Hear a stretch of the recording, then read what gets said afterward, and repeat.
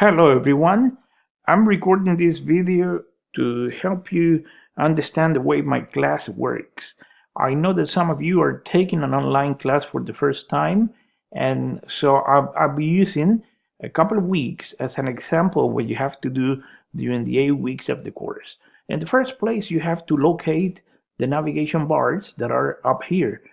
You have the course menu, the syllabus and content section, which is very important, the Dropbox, which is the deberes folder if you have it in Spanish, the discussions, which is the photos, quizzes, the grade book, the class list, the resources and communication bars. I'm going to start from the syllabus and contents because it's the first thing you gotta do. But before getting to the syllabus and contents, let's check the news wall of the course. Probably you'll be receiving every other day one message, and I post the message here, and usually I send a copy via email. In some cases, you want all the messages one display because there's a limited number of messages that appear. But over here you have a link by the name of Show All News Items that if you click this link, all the messages display. I usually number the messages with news item from 1 through 25. Let's say if I send 25 messages during the course. So it is your job to be attentive to the messages, and usually the messages, the order is backwards. The first to appear is the last one that I sent. So if I need to send you back to one of the items, you gotta go down, scroll down the drop down window, and then find the number of message that I'm referring to.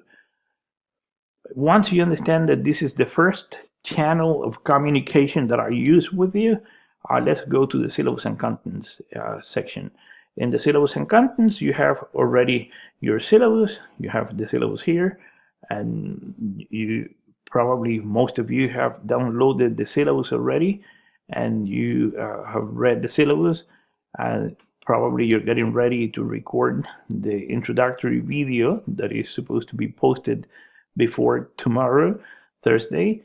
So reading and understanding the syllabus is essential, and sending me questions via email or posting the discussions link your introductory video and with a question if you should have any. That's what you need to do. Once you understand the syllabus, you get to work with the weekly modules. For example, let's say we are in week 1 now, and the first thing that you got to do is check the planner. The planner is taken directly from the syllabus, and in the planner is a more detailed arrangement of the information that you need to study and the activities that you got to do. In this first week, you know that you have to read the book Everyone's an Author by Andrew Lunsford, and I'm specifying here that you have to read the chapter The Need for Rhetoric and Writing on pages 1 through 74, and here's what happened, writing a narrative from pages 159 through 200. Additionally, you have to read a language section, usually grammar activities, and the ones you have to read for the first week are how to write good sentences on pages 668 and 69, and 4 common sentence patterns on pages 670, 674. This is the contents that you need to study. But together with this, you have to study you have to read the learning object that is also located in the syllabus and content section under week 1. Once you have studied all this, and I'm going to check the learning object later, it's time for you to understand your responsibilities for the week. In this first week, we have a video conference on Saturday, which is an informative video conference from 9 to 10 a.m. We could stay longer if you need more time. This is the first activity, group activity, but this one is not mandatory. After the video session, I usually post the link to the recording of the class, and then if you couldn't attend, you could watch what happened during the session. In this first week, we also have a writing assignment, the first essay, the first writing assignment, which is a multi-model personal narrative. And you have to go to the deberes folders, to the Dropbox, and then you have writing assignment number one, and you have all the instructions. One of the groups has to deliver this assignment on Sunday before 23:55. So this is section 1060 and section 1061 2 days later. I have staggered delivery because I am teaching two courses right now. So one of the courses submits first, and then the other course submits 2 days after. And we also have the first forum, which is the introductory video. You have to record the video, and you have all the instructions in the discussions link, otherwise known as the photo link. And this video has to be ready before Thursday, 23:55. I'm asking you to get together to watch the video posted by your partners and your group partners. I already arranged the groups, the class in 5 groups, and you need to check where you are, to which group you belong to, and then you have to watch the video with special attention to the video posted by your partners in your group. And um, after you have all done all this, you do the self-assessment by the end of the week before Sunday. And the first assessment, the self-assessments are the material that you studied during the week. In the first week is the rhetorical awareness, using precise words, commonly confused words, and commonly confused words. There are two separate exercises on the same topic. So this is the planner. My word of advice is that you should download the planner first thing in the first day of the week, and you should be ready for what you have to study and what you have to do. My word of advice again is don't procrastinate. If for example, you have a big assignment before Sunday, the week in this first week, you have to study a whole section from your book, writing a narrative. So please do not procrastinate. Get to work on the assignment now, because procrastinating is really bad in my class, especially because there are closing times here, and after closing time, submissions are no longer possible. I'm going to go back now to the syllabus and contents again, the need for rhetoric and writing, and to show you all you can find in the week, in the content, in the module. I already mentioned the planner, and you have here the learning object. The learning object is something that I wrote to accompany your book. For example, here, if you open the learning object, you'll see that you have some pages from 1 through 6, and you have my interpretation of the contents in Andrew Lunsford's text. I'm calling your attention on important part of the book, and usually the learning object is introduced by a video, an introductory video.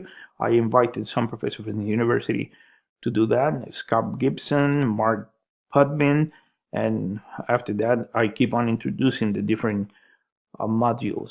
So in the first learning object, you have my introduction to the material of the course. It's important that you read the learning object as well, because in some cases you will find here information that is not in the book. So it's important that you do that together with the book. My word of advice is read the learning object first and then get into the book. So this is basically the first week, and I'm going to quickly refer to the second week because there is something new here. In the second week, you have the activities, again the same planner, the learning object, and in the second week you have something else. You have some in the planner. I mentioned that you have to do the quizzes. The first one is on parallelism in the sentence, and you do these quizzes over here. You come over here and then you take the quizzes. These quizzes, with the exception of the partial tests, these quizzes usually have more than one attempt. In the first case, you have 3 attempts, for example. That means that if you're not happy with the result the first time that you took it, you can take it again, because the system is going to give you the grade only and not the feedback. If you're not happy with the grade that you got, then wait some more time, think about your answers in the first time you did it, and then do it again.